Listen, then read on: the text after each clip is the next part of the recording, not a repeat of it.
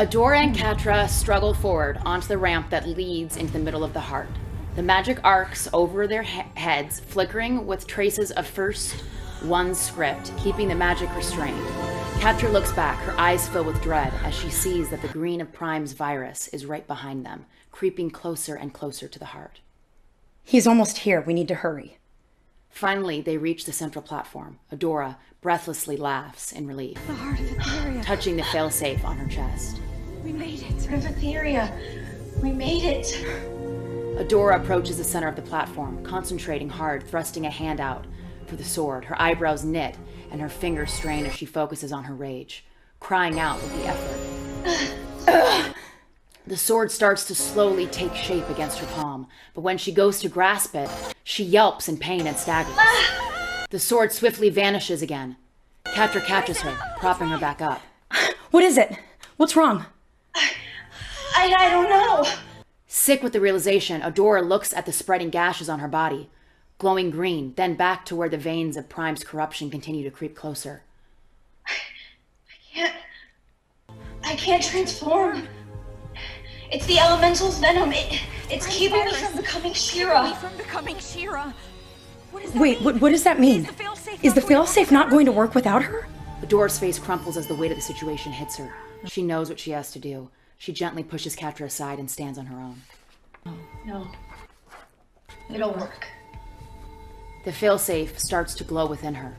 Adora trembles, then forces a smile and looks back at Catra. Get as far away from here as you can. I have to do this next part on my own. Catra's face drops, immediately picking up that something's off. She pulls Adora back, forcing her to meet her eyes. Adora, What is going to happen to you? Adora's shoulders sag as she relents. Without She-Ra, Without She-Ra, the magic will destroy me. I'm sorry. I'm sorry, Catra. I'm so sorry. But there's no more time. It has to end here. It has to end here. I can still save everybody. Everybody. Adora forces a brave smile and clasps the back of Catra's neck with trembling hands, touching their foreheads together. It's okay. I'm ready. The failsafe spells glows brighter. The green of Prime's virus has started to creep onto the heart's architecture.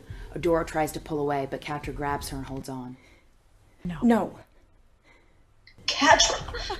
No! I'm not leaving. I am not leaving. Whatever happens, I am staying with you. Adora looks unhappy, but there's clearly no arguing with Catra. She takes a deep breath, gripping Catra's hand to steady her, and turns towards the heart. She takes a step and then screams. In pain, collapsing, Catra tries to catch her, but they both fall down together. Adora! Catra rolls Adora over. Adora is clawing at the failsafe on her chest. Catra's eyes widen in horror as she sees that the green slashes on her body have spread, and on her chest the failsafe is turning green. No. The structure groans and sparks around them as Prime's virus spreads over the heart and Adora plays under Catra's nerves. It's too late. Etheria. In the center of the heart, Prime's green light has covered everything. The magic strains against its bonds as the heart is deployed. The whole structure rumbles and shakes, flares of magic tearing free all around. Catra grips the front of Adora's jacket in both fists, shaking her desperately. Adora, stay awake. Adora's eyes are unfocused, dim. They pass over the green of Prime's virus on the architecture above in despair. I'm so sorry. Her eyes flicker closed. The magic around them starts to swirl violently, breaking its restraints. Catra screams. Adora! Interior beacon, memory chamber. It all goes quiet. Adora opens her eyes. She's in a bright room, her own room in Bright Moon. Confused, she reaches out to touch the waterfall, then flinches as it glitches, revealing it to be a memory chamber illusion. She looks around, then catches sight of herself in the mirror. She's herself, but she looks older. Her hair is down, and instead of her usual uniform, she's wearing a white dress and a gold tiara. Everything is a little too bright, a little too soft, dreamlike. She jumps as the door crashes open, and Glimmer and Catra tumble into the room. They both also look older, and both are in formal clothes. Glimmer wields a hairbrush as Catra dodges her. Just let me brush it! No, stop! Laughing, Catra dodges behind Adora. Don't let her touch me. She is gonna torture me. Do you always have to be this dramatic? Hey, wait up! Bo runs in after them, wearing formal clothes that match Glimmer's. Come on, guys, if we're late to the Scorpia's ball, she's gonna kill us. Fine, you're off the hook this time. This time. Glimmer throws an arm around Bo, and they head out of the room. Catra starts to follow.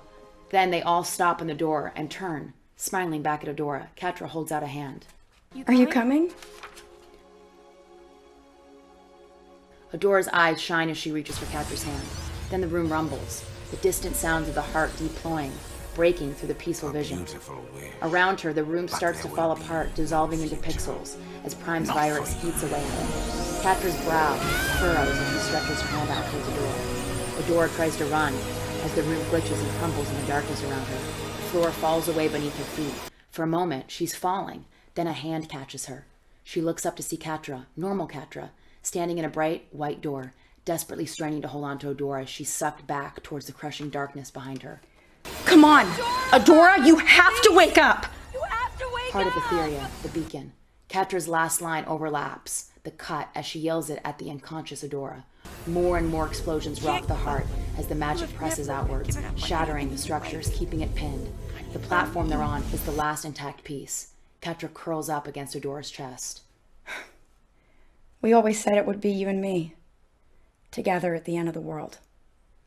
But not yet, okay? Memory chamber. Catra's line overlaps the cut again as she calls out over the destruction. Not yet! Adora's fingers are starting to slip. She looks back as the darkness closes in around her, overwhelmed, then back at Catra, her eyes filled with tears. It's too late. I failed.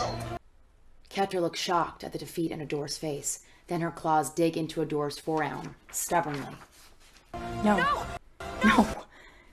I am not letting you go. I'm not letting It all go. comes pouring out as Catra shouts. Don't you get it? I love you. I always have. Please do not leave me again. Adora's eyes go wide and shut. Back to the beacon, heart of Etheria. Still slumped over Adora's unconscious form, Catra's eyes go wide. Realizing what she just said, boom, another blast goes off right behind them, surging towards them. Catra throws herself over Adora with a yelp, protected, bracing for the blast. But the blast doesn't come. Catra opens her eyes to see that Adora has raised an arm over her, and on her arm is the shield of protection, flickering into a stable form, absorbing the flare. Adora raises her head. When she meets Catra's eyes, her eyes are glowing blue. Really? You love me. Catra laughs in relief. Adora's hair is starting to float, the light in her chest starting to glow blue again as the green gashes on her body fade. You're such an idiot. Adora grabs Catra, pulls her in, and kisses her. I love you too. I love you too. The change is immediate. Adora blazes with gold and rainbow light, enveloping them both. The fair-safe glows brighter and brighter, starting to drift off of Adora's body as the magic surges around her, filling the screen and blotting her.